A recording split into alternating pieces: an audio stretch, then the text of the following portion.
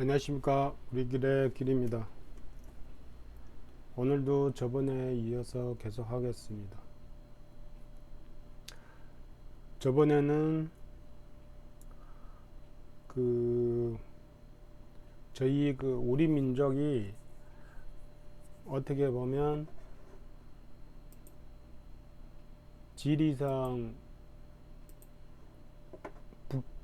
북방 지역이잖아요.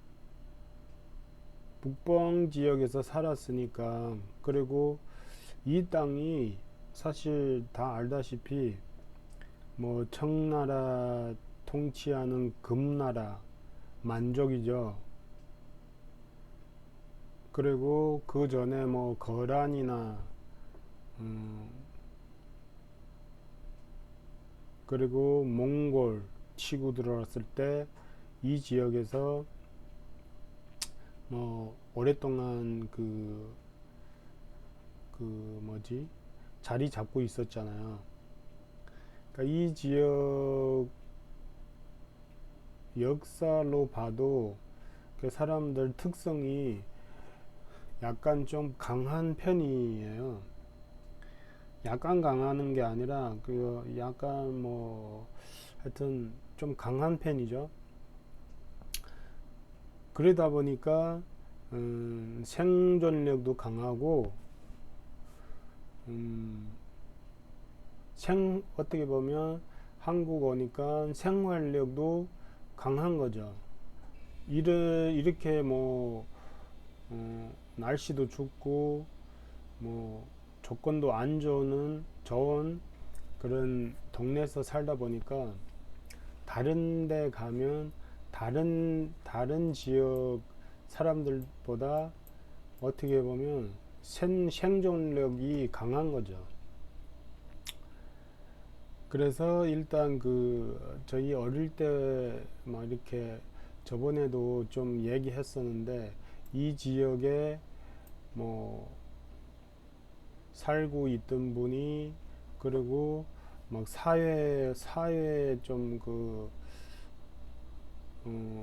족폭 생활하던 분들도 이 내려가면 무조건 이런 지역 활동하던 사람들보다 훨씬 강해요. 물론 이 지역에서 삶이가 조금 뭐랄까요, 거칠고 그렇게 살아왔던 거죠. 그래서 저번에도 잠깐 얘기하는데, 사실상 이 동네에서는 옛날에 저희 살고 있을 때만 해도 서로 이렇게 지나가면서 아는 사람들이야 뭐 상관없는데, 시내 거리 아니면 뭐 다른 동네 사람, 모르는 사람 서로 눈빛이 쳐다보면 안 돼요. 쳐다보면 시비 걸 수밖에 없어. 왜 쳐다보냐? 쳐다보면 안 되냐? 그러면 싸움 시작하고 싸우는 거지. 그럼 싸우면 또 한두 명 싸우는 게 아니라, 또 보통 뭐 친구들하고 무리 같이 다니고, 또 항상 싸움도 또 뭐냐면, 그래도 한잔하고 한잔한 상황에서 이런 시비가 또 확리가 높죠. 한잔 했으니까 어느 정도 담도 크고, 그러니까 싸움이 시작되는 거죠. 그러니까 한번 저희 이모네 형 얘기 한번 할게요. 여기 지금 보면 저희 큰 이모네 형인데, 여기 큰 이모고, 근데 저희 큰 형이 키도 작아요. 키도 작은데, 보통 이 옛날 우리 학교 다닐 때도 그렇고, 약간 키 작은 사람들 더 주먹이 더 세고, 더 이런데 약간 뭐 집착한다고 봐야 되나? 싸움하는 것도 즐기고 좋아하는 거죠. 그런데 키 큰 애들은 보통 싸움을 피하고 담이 작다고 해야 되나? 감이 엄청 작아요. 그런데 여기 허두라는 동네인데, 여기 이사 오기 전에 고향에서 한족 같은 마을인가 하여튼 같은 동네인데, 같은 마을에 이 어떤 애를 칼로 찔러 가지고 완전히 반병신 만든 거죠. 그래서 원래 이 동네에서 살았는데 막 이렇게 온 가족이 에, 이쪽으로 이사 온 거지. 그리고 그 당시 약간 조직 조직 생활 뭐 이런 그게 시대상 유행했어요. 막 여기 하얼빈나 막 목단강나 조직 생활하는 애들 많았거든. 그리고 특별히 조순족들, 이 조순족들, 그러니까 이쪽에 그 당시 이 저번 편 얘기한 것처럼 샤우스라고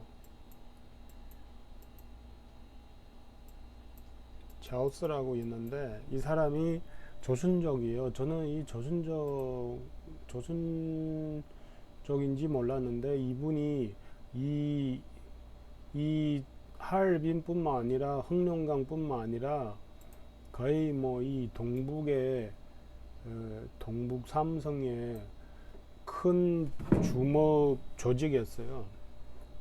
굉장히 유명한 사람이에요. 왜냐면 나중에 그 저기 사형 받았을 거예요. 그러니까 이 동북 사람들 모를 수가 없죠. 그리고 특별히 또 조선족이기도 하고, 그리고 그 밑에 부하들 조직원들 거의 조선족들 많았나 봐요.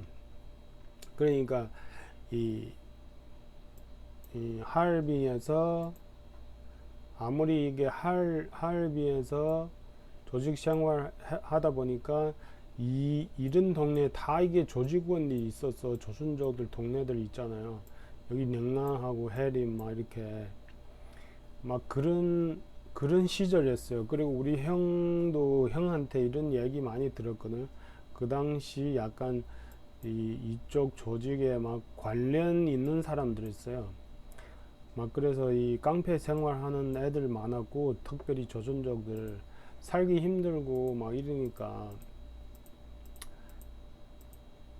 그런데 이 사람이 그 한동안, 그러니까 저번에 얘기한 것처럼 이분이 저희 아버지 세대예요. 아버지 세대. 그 지금 살아 있었으면 거의 뭐 70대 중후반이죠. 70대 중후반이죠. 그러니까 우리 형이 지금 60대 초반이거든요. 그러니까 딱 한 세대 밑에 세대니까. 그러니까 위에 형보다 뭐 형 삼촌들 이런 세대 거 많이 배운 거죠. 그리고 그 당시 제가 많이 얘기한 것처럼 막 이렇게 홍콩 영화 막 이런 막 대만 막 이런 영화들 엄청 그 당시 비디오로 봤잖아요. 비디오로 봤으니까 뭐 영화관은 많지 않았어요. 영화관은 굉장히 적었고, 그리고 영화관들은 거의 영화를 홍콩 영화 말고 거의 국내 제작 영화들 많이 보내줬고, 근데 그 당시 한참 비디오를 많이 그 유행했으니까 비디오에서 홍콩 문화, 홍콩 이런 사회 이런 것들 많이 배웠던 거죠. 뭐 성룡이나 뭐 저기 누구지, 주인발이나 막 유덕화나 막 이런 전부 나중에는 도박하는 뭐 이런 영화, 그리고 총길로 싸우는 이 영화들 많았잖아요. 그러니까 순조 그 우리가 지금 다시 돌아보면 그 영화 안에랑 거의 현실이 똑같았어요. 이게 조직원들 있잖아요. 그러면 꼭 그 나쁜 경찰도 있어. 또 좋은 경찰들이 있어. 응? 그리고 조직원들하고 나쁜 경찰들을 이렇게 손잡고 움직이는 거야. 이 조직을. 왜냐하면 이 뭐 이 조직들 나쁜 일 하더라도 이 경찰들 다 봐준단 말이에요. 근데 이 시대가 그런 시대였어요. 그리고 영화에서 딱 이렇게 나와. 그러니까 이런 데서 많이 영향받은 거지. 홍콩 영화에서. 홍콩 영화에서 보면 항상 뭐 정의로운 경찰도 있고, 그리고 또 거기에 나쁜 경찰도 있고, 근데 이게 그 당시 사회가 그렇게 갈 수밖에 없었던 것 같아요. 지금 돌아가는 거 보면, 지금 다시 생각해 보면. 왜냐하면 그 당시는 공무원들 월급이 엄청 적었잖아요. 공무원들 월급 별로, 공무원들 진짜 뭐, 응? 그 당시 뭐 100원, 200원, 응? 그런 월급 받았으니까. 그리고 특별히 이런 시내에서 살면 그 저희 그 저번에 얘기했는데, 저희 삼촌이 어디 갔지? 여기 있구나. 저희 삼촌인데, 그 당시 연날 때 제가 이게 10살도 안 됐으니까, 10살도 안 됐으니까 지금 그 딱 그 80, 80년대 중반이겠죠. 그런데 월급이 적다 보니까 이 시내에서 살았잖아요. 시내에서 살았는데 저희 그 삼촌이 군부대 막 이렇게 이쪽에 밑에 심양 쪽에서 군생활 했는데 제대하고 다시 목당강시에 돌아온 거예요. 돌아왔는데 그러니까 완전 제대 아니라 이 지역군이죠. 이 목당강 지역의 군부대, 그러니까 인민무장부라고. 이게 뭐 하냐면 막 이렇게 증빙할 때 이 심사하고, 그리고 이 군대에서 사람 데리러 와요. 응? 데리러 오면 여기서 군인을 선발하는 거지. 선발해가지고 선택해가지고 100명 필요한다면 막 500명 아니라 100명 필요한데 아마 한 10,000명 올 거예요. 그 당시 제가 군 생활할 때만 해도 100명 필요한데 10,000명씩 와요. 그리고 옛날에는 더 했겠죠. 100명 필요한데 막 100만 명씩 올 수도 있는 거죠. 왜냐하면 살기 힘들었으니까. 그래도 군대 가면 먹을 거 있고, 군에 돌아오면 그래도 지역에서 좀 한 달에 해 먹을 수 있는 확률이 높아지는 거죠. 그래서 저희 그 삼촌이 그 군생활 간불로 제대를 안 하고, 원래 제대했어야 되는데 제대 안 하고 인민이 무장부에 그러니까 전업한 거죠. 그러니까 이전한 거지. 정규 군로 지방 군인로 이 자리 그냥 보직 자리 옮긴 거죠. 이것도 제가 보기에 그러니까 좀 아는 분을 찾아서 한 것 같아요. 왜냐면 보통 이 제대 시키거든. 제대 지키면 지역 뭐 빽 있으면 공안국 같은 거, 경찰서죠. 경찰서에 출근하든가. 사실 그 당시 경찰서 출근하면 더 좋았을 건데, 근데 하여튼 그 무장부에서 들어갔고, 그리고 그 당시도 월급이 적었어요. 월급 적으니까 집이 없어. 그러니까 저희 그 여동생 태어나고 막 한 6, 7살인데 그 단칸방에서 막 월세 같은데 이런 데서 살았거든. 세 식구인데도 시내. 그러니까 시내 집이 이렇게. 그리고 중국 그 당시 뭐가 어떻게 운영했냐면 이 그 뭐지 회사에서 뭐 공장이든 막 이렇게 내가 출근하는 데서 집을 지원해 줬어요. 근데 그게 막 이렇게 시간이 필요한 거야. 나한테 올 수 있는 시간이 필요한 거예요. 그러니까 결혼 오래 하고 애들 많고 하면 그래도 좀 방 2개짜리 이거는 우리 여기 그, 그 무장부의 집인데 와서 그냥 월세도 안 받고 와서 사는 거죠. 무료로. 근데 그 당시 막 이렇게 집 없다 보니까 단칸방에서 제가 명절 때 한 번씩 놀러 가면 단칸방에서 살았던 기억나요. 그리고 나중에는 이 방 2개짜리 차지를 했다고 얘기하더라고. 근데 이게 내 집이 아니야. 그러니까 써 후에 제가 천진 가고 났으니까 한 96년도쯤에 그래도 그 96년도에 집을, 그러니까 이 인민 그 무장부에서 싸게 준다고 지금도 기억하는데 투룸인데 투룸이에요. 투룸. 거실 작은 거 있고 화장실 있고 방 2개 있고 이런 집을 14,000원. 그러니까 어떻게 보면 원가로 파는 거지. 원가로. 건축 원가로. 왜냐면 이게 어떻게 보면 다 공무원들 지원하기 위해서 이런 제도가 있어요. 그러니까 싸게 그냥 원가로 준 거지. 그러면 그 당시 중국 그 시내라고 해도 이 투룸이 그래도 괜찮은 거죠. 내 식구에. 그러니까 그 당시 14,000원 주고 중국 돈으로 14,000원 주고 샀으니까 엄청 그 당시라도 엄청 싸게 산 거죠.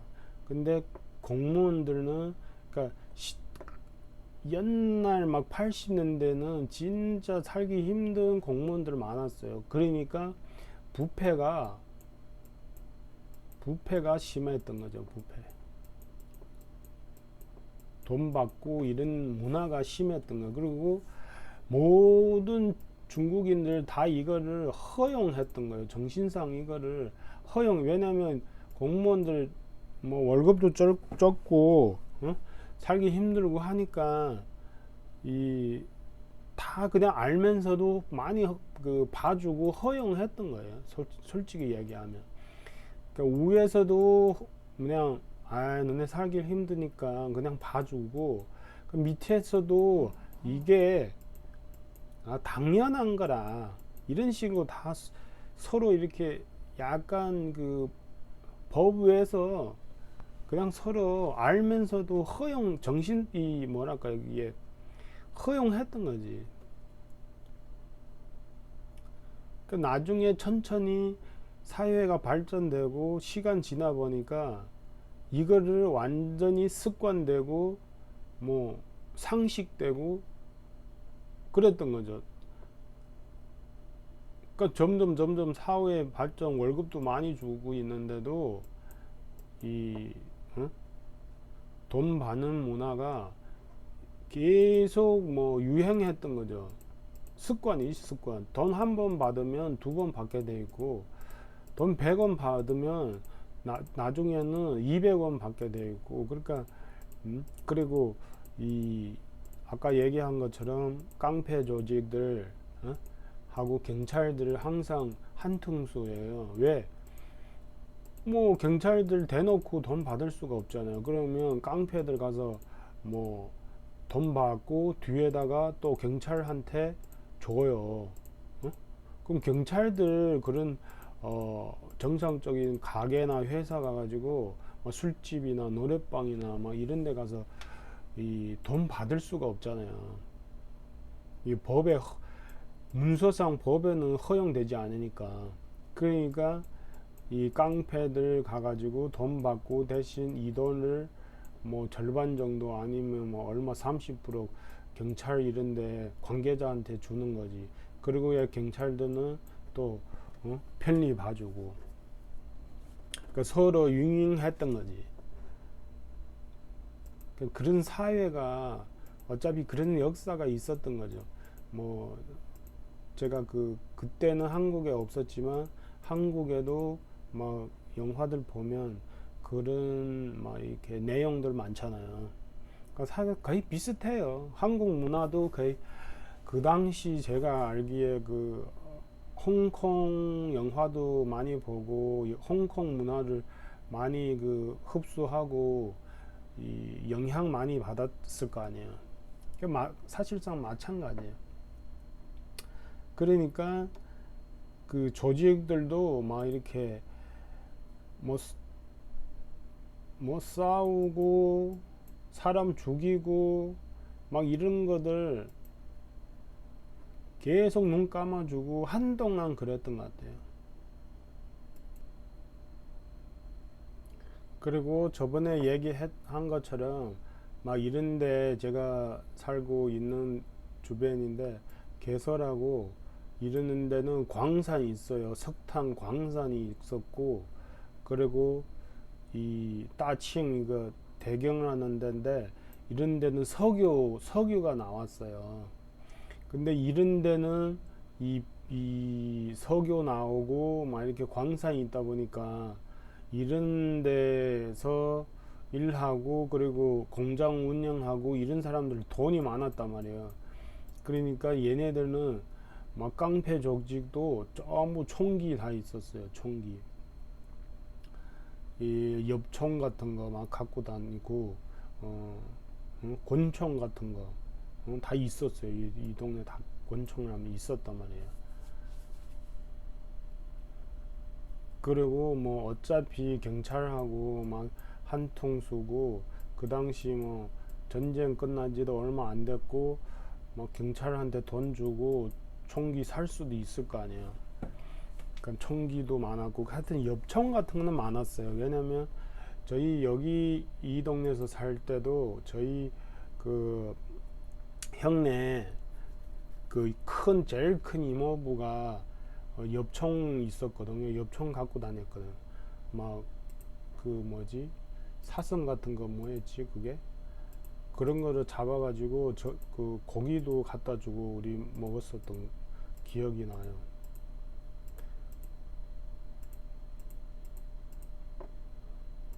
그러니까 지금 공산주의 나라에서 보면 자기들 처음부터 그게 부정부패를 그냥 어떻게 보면 눈 감아주고 허용했던 거예요. 다들 알고 있었던 건데 뭐 지금 뭐 새로운 얘기처럼 막 부정부패 자꾸 난리 치는 거죠.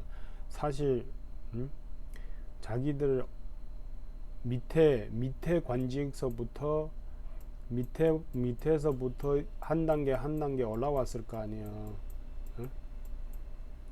한 단계 올라왔는데 여기서도 돈 먹었고 여기서도 돈 먹고 여기서도 돈 먹었는데 여기 꼭대기 와가지고 내가 옛날에 돈 안 먹었다? 그 말이 안 맞는 거죠. 그런데 지금 와가지고 내가 여기 있으니까 너희들은 돈 먹지 말라.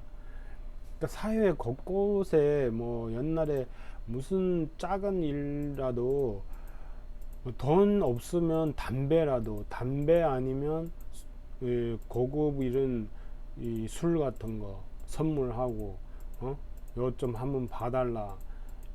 그래서 중국 같은 경우는 비싼 술이 굉장히 많아요. 그리고 비싼 담배 막 수입 담배 그 당시 엄청 비쌌어요. 전부 그것도 유럽제인가 미국제였나봐. 근데 그 중에 다수는 다 뭐지 밀수 밀수이고 또 나중에는 다 가짜.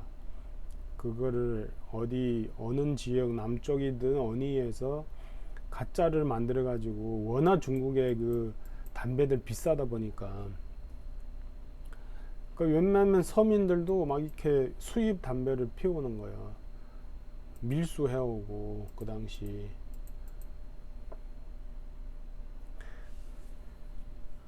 그러니까 이게 사실상 그런 그 조순족들도 마찬가지고 그 이 지역에는 이 지역 사람들 좀 우리 보면 춥다 보니까 뭐 환경 따라서 이 지역 사람들 깡이 좀 있어요. 깡이.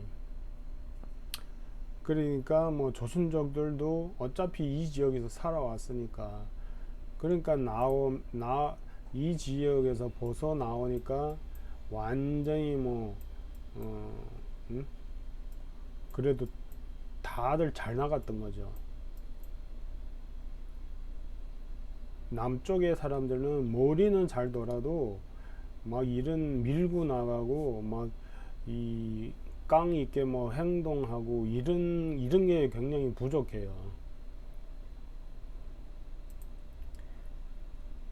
대신 여 동북 사람들은 무서운 거 없고 막 이렇게 그런 게 이 목표 하나 세우면 정신없이 그거를 막 이렇게 완벽하게 아니라 막 이렇게 해결하려는 그런 게 조금 높았던 것 같아요.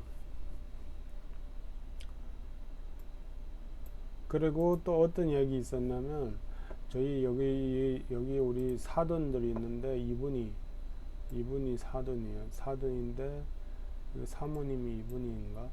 여기 아들이 2명 있었는데 큰 아들 둘째 아들인데 둘째 아들과 저보다 한 2~3살 많아요.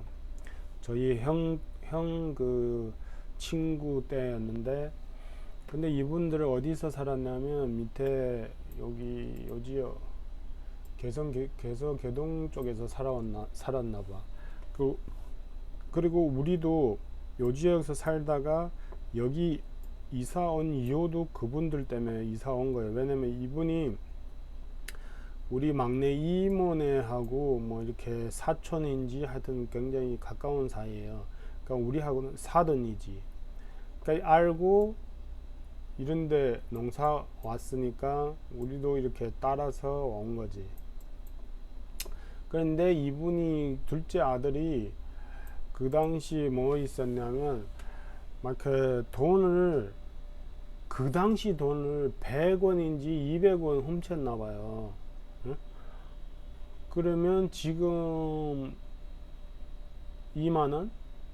2만원, 3만원 정도 훔쳤는데 그 감옥을 깜빵을 얼마 다녀왔냐면 한 10년 이상은 다녀왔던 것 같아. 젊어서 막 이렇게 20살 때 그러니까 친구들하고 철이 없어가지고 돈을 조금 훔쳤어요. 그런데 깜빵을 10몇 년 다녀온 거야. 그러니까 사람이 운이 안 좋고 백이 없으면 이런 그 당시 중국 상황에서 그랬다고요. 그리고 또 운이 안 좋고 단속 기간 아니면 한국처럼 막 이렇게 단속 기간이 있잖아요. 그리고 그럴 때는 가중 처벌 한다고. 가중 처벌. 원래 뭐 100원 훔쳤어요. 그러면 뭐 한 6개월 깜빵에서 있다가 집에 올 수 있는데 그냥 10년씩 때려버리는 거지. 그리고 뭐 10년짜리를 그냥 사형을 때리는 거예요. 그 한동안 그런 시기 있었어요. 하여튼 그 분위기 안 좋을 시기 때는 항상 이렇게 가중 처벌 시기가 있었던 것 같아요. 그러니까 한 20살 때 들어갔으니까 한 20살 안 돼가지고 들어가지고 10년 있어봐요. 그런 억울하게 들어가는 사람들 굉장히 많았거든. 그리고 이 아까 우리 형 얘기는 원래 우리 형은 뭐 못해도 10년 이상 감옥에 가야 되는데 그래도 그 당시 조금 잘 살았었거든. 잘 살아가지고 막 이렇게 뭐 어떻게 해가지고 돈 매겨가지고 그 감옥도 안 가고 그냥 다른 지역으로 이사 갔던 거지. 근데 그 상대방이 반병신이었으니까 혹시라도 막 보복이나 막 이런 것 때문에 그 다른 지역으로 이사 갔던 건데.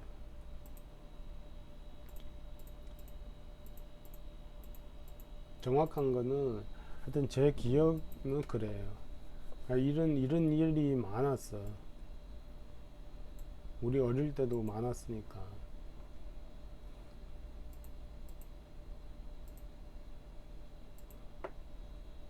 그러니까 아까 얘기한 것처럼 우리 그 삼촌처럼 이런 아무리 공무원으로 살아도 그 당시는 수입이 뭐 식구들 애들 살아가기 힘들었으니까 월급 받고 집을 사기는 더 힘들고.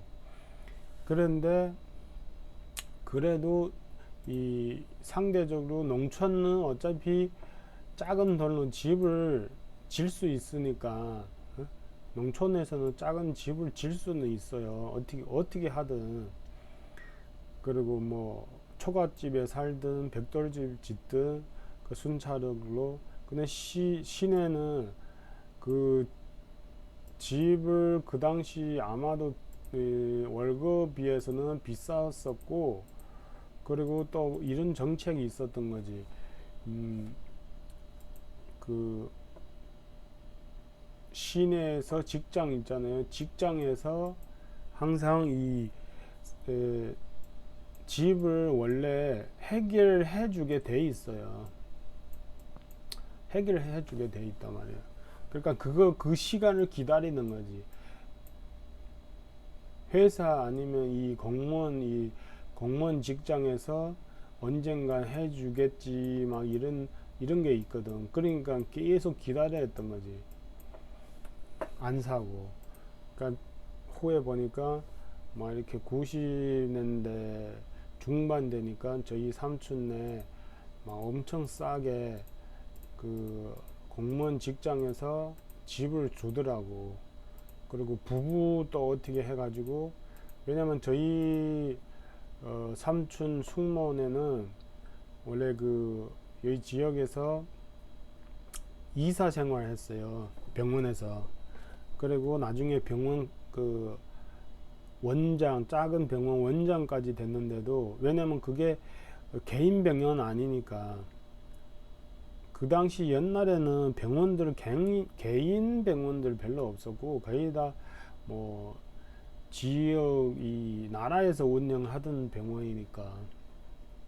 요즘은 개인 병원이 많이 생겼지만 그 당시는, 지금도 그래도 그 나라에서 운영하는 병원 더 많거든요.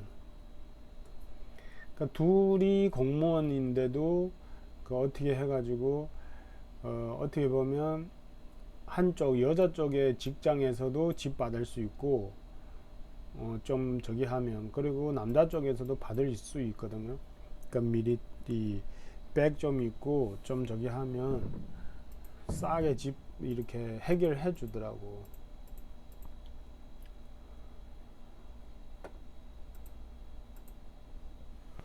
그런데 세월이 지나고 보면 그래도 시내가 훨씬 세월이 이 지내 보니까 훨씬 좋았던 거죠. 시내 사람들은.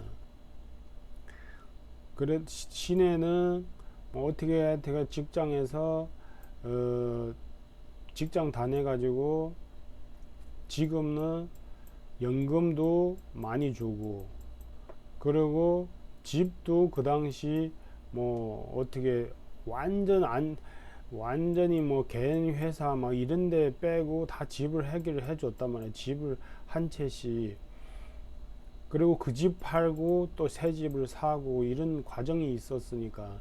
그리고 집값이 왕창 뛰었잖아요. 또 시내들 옛날에 완전히 집을 엄청 쌌는데 그 당시 14,000원짜리 집이 후에가 막 15만원 20만원 됐으니까.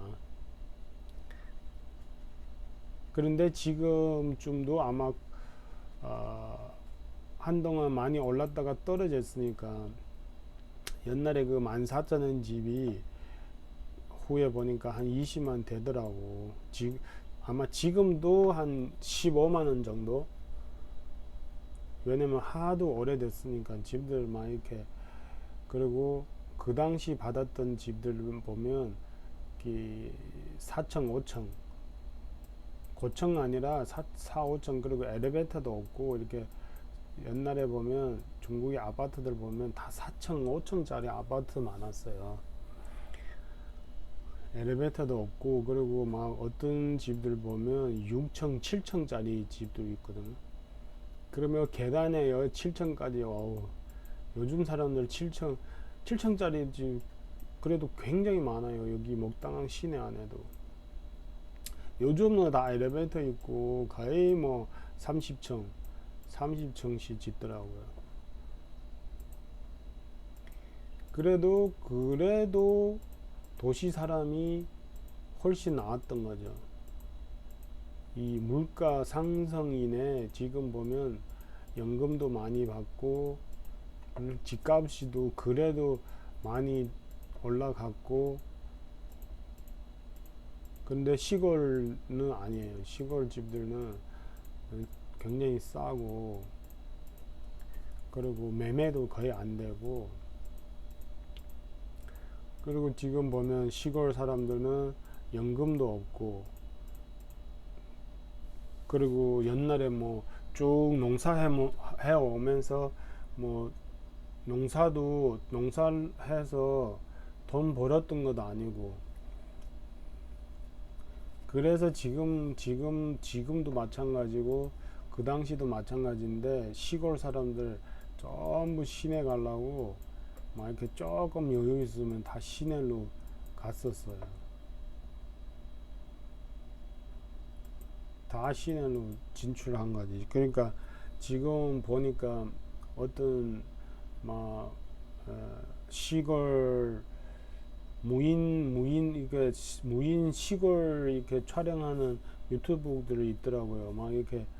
옛날에는 어딘가 요 지역 어디 한 게 진인데, 옛날엔 한 10만 명, 5만 못해도 한 5만 명, 6만 명 살던 동네가 지금 5천 명 살고 있다고 하대요. 다들 빈집이에요. 다들 빈집. 근데 이 사람들 다 어디 갔을까? 전부 이게 시내 간 거지. 자녀들 학교 때문에 막 이런 거. 응? 그 뭐라냐면 거기 할머니 할아버지 뭐냐면 졸업생 한 명 나오면 한 집이 이사 간대. 졸업생, 그러니까 여기서 보면 고등학교 졸업이죠. 고등학교 졸업생 나오는 집은 무조건 이사 가게 돼 있대. 그러니까 고등학교, 여기선 고등학교 이런 데는, 여기는 대학교 꽤 많거든요. 이 하얼빈시 같은 경우도. 근데 이런데 촌동네는 뭐 초, 중, 고까지 있죠. 대학교 가려면 하얼빈 가든 뭐 목당항 가든 장춘 가든 나가야 대학교 있는 거지.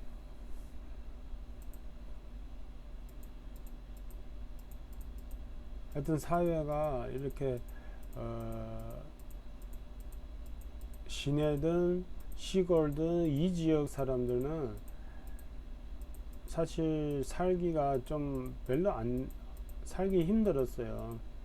그리고 이 개방도 이 지역이 좀 많이 늦었어요. 저번 얘기하는 것처럼 이 지역, 상해 쪽 이런 지역 훨씬 빨랐거든. 바닷가 주변에 훨씬 빨랐어요. 그러니까 이쪽 지역들 보면 막 이렇게 제가 어릴 때 보면 우리 여기서 구두나 옷들 보면 전부 여기서 만들어서 이 동북로 온 거예요. 그리고 여기 이쪽에 보면 절강성인데 어떤 시내 보면 신발 가게가 마을 사람들 이 집마다 다 신발 가게가 있어. 옷 가게 있고 옷 가게가 아니라 옷 공장이죠. 옷 공장, 신발 공장. 그리고 다 이 개인 집이 다 2층, 3층 집이야. 그 당시 막 이런 집들 보면 100만 원씩 했던 거예요. 여기에서 뭐 이렇게 살고 있는 사람들 100만 원, 집에 통장 없는 사람들은 훨씬 많았거든. 근데 이 사람들은 이 건물 자체가 한 건물이라도 100만 원 가까이, 50만 원, 100만 원 가까이 되는데, 그리고 여기서 신발 만들고 옷 만들고, 그리고 신발은 그 당시 그냥 물만 들어가면 그 주저앉아요. 왜냐하면 박스 같은 걸로 만들었으니까. 그리고 구두 같은 거 막 그 칠만 하고 안에 보면 박스예요. 박스. 가죽이 아니야. 그런 사기꾼들 굉장히 많았어요. 그런데 동북 사람들은 좀 약간 뭐랄까 옷이나 막 이런 거 유행이 빨랐어. 그 비싼 것도 입고 신고 사람들 그런 데 대해서는 조금 유행이 굉장히 빨랐거든. 옷하고 신발 같은 거.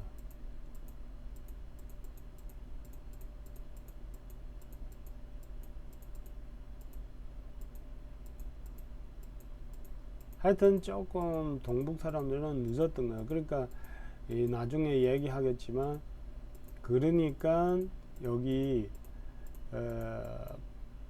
일본 가고 한국 가고 미국 가고 막 그 당시는 러시아 가는 사람들 많았어요. 여기 러시아 저희 살고 있던 동네 막 이렇게 사람들 러시아로 보따리 장사로 많이 갔거든요. 그러니까 어딘가 나가야 되니까 자기 동네에서는 살 수 없는 거예요. 살아가기 너무 힘드니까. 그리고 어딘가 나가야 되니까 다 나간 거지. 그 일본으로 가고 막 미국으로 가고, 그리고 나중에는 전부 이런 데 많이 내려갔거든.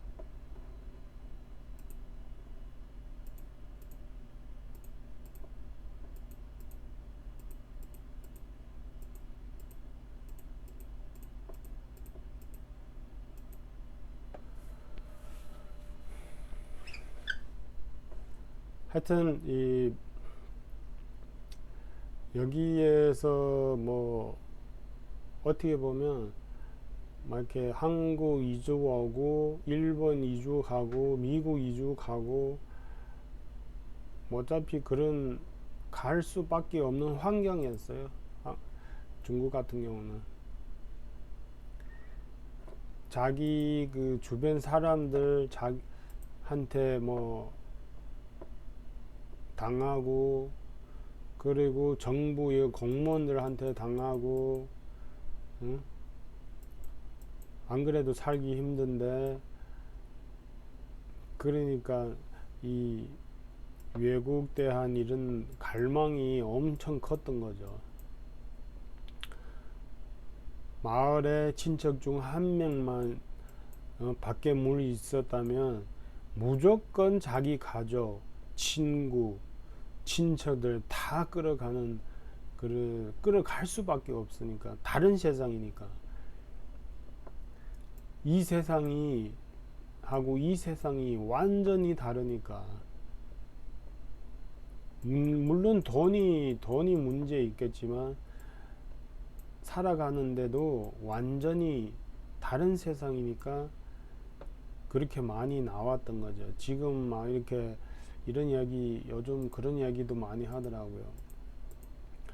중국이 왜 이렇게 사람이 없냐, 인구가 14억인데 왜 이렇게 동네마다 시골도 사람 없고 시내도 사람 없고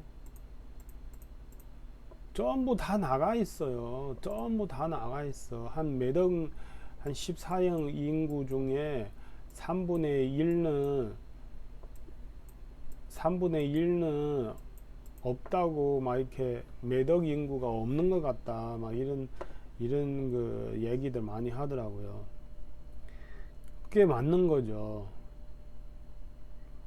전부 여기 한국로 가고 미국 일본로 가고 미국로 가고 저 유럽로 가고 몽골로 가고 러시아로 가고 예? 대만로 가고 북한로 가고 동남아로 가고 저 중앙아시아로 가고 어?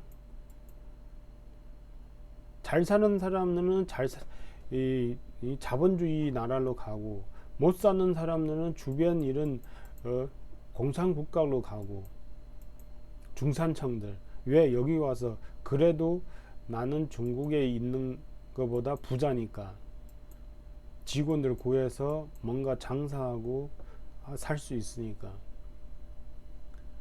그런데 인구는 어차피 인구조사가 신분증 번호 있으니까 그 번호로 하는 거죠.